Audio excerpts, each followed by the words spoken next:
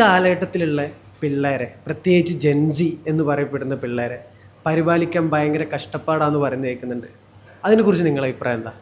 എല്ലാവരും ഒരു കൺഫ്യൂഷനിലാണ്. ഇപ്പോൾ ജനറേഷൻ ഗ്യാപ്പ് പെട്ടെന്നാണ്. ഇപ്പോൾ 2020 ജനിച്ച മക്കളും ആ 90 കാലഘട്ടത്തിൽ ജനിച്ച ആളുകളൊക്കെ അവർ തമ്മിൽ തന്നെ വലിയൊരു ഡിഫറൻസ് ഉണ്ട്. കാരണം സോഷ്യൽ മീഡിയയുടെ അതിപ്രസരം വലിയ രൂപത്തിൽ എന്ത് ചെയ്യുന്നുണ്ട്, ഈ കാലഘട്ടത്തിലെ മക്കളെ സ്വാധീനിക്കുന്നുണ്ട്.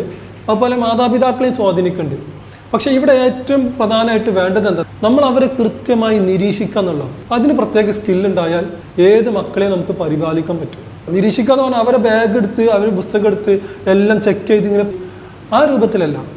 ഈ കാലഘട്ടത്തിലെ മക്കൾക്ക് ഏറ്റവും ആവശ്യമായ കാര്യം സ്നേഹം, ലാളന, ഇതൊക്കെ കിട്ടാന്നുള്ളതാണ്. പക്ഷേ അത് ഓവറാകാനും പാടില്ല, അവഗണനയായിട്ട് പൂർണ്ണമായിട്ട് വരാനും പാടില്ല.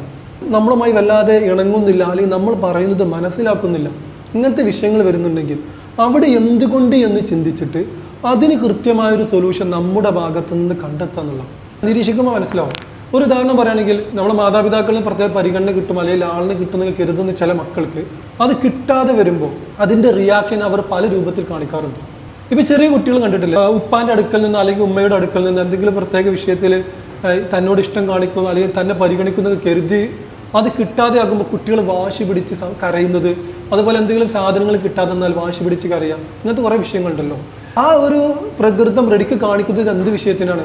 അവൻ ആവശ്യപ്പെട്ട സാധനം കിട്ടാത്തതിൽ, അവൻ ആഗ്രഹിച്ച കാര്യം ലഭിക്കാത്തതിലാണ്. മാതാപിതാക്കൾ ഇതിനെന്താണ് കാരണമെന്ന് മനസ്സിലാക്കാതെ അവിടെ നേരിട്ട് വടിയെടുത്ത് തല്ലാൻ നോക്കിയാൽ, കുട്ടി വാശി കാണിക്കുന്നു എന്ന് കരുതിയിട്ട് അതിന് തല്ലാൻ നോക്കുകയോ അല്ലെങ്കിൽ അതിന് നേരെ റിയാക്ഷൻ ദേഷ്യപ്പെടുകയോ ചെയ്താൽ അത് കുട്ടി നല്ല നെഗറ്റീവായിട്ടാണ് അവിടെ ഇമ്പാക്റ്റ് ചെയ്യുക. സത്യത്തിൽ അവിടെ വേണ്ടത് എന്താണ്? എന്തുകൊണ്ട് എന്നോട് അങ്ങനെ പെരുമാറും, എന്ത് ചെയ്യാൻ പറ്റും?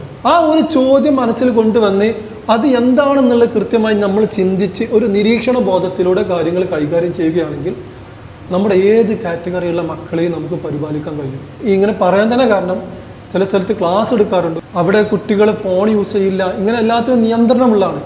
എന്നിട്ടും അവിടുത്തെ മക്കൾ നമ്മോട് ദേഷ്യപ്പെടുക അല്ലെങ്കിൽ നമ്മോട് റോങ്ങായി സംസാരിക്കുക, ഇതൊന്നും ഉണ്ടായിട്ടില്ല. ഈ കാലഘട്ടം, അതായത് ജെൻസി കാറ്റഗറി ആയി പറയുന്ന കുട്ടികളുടെ കാര്യമാണ് ഈ പറയുന്നത്.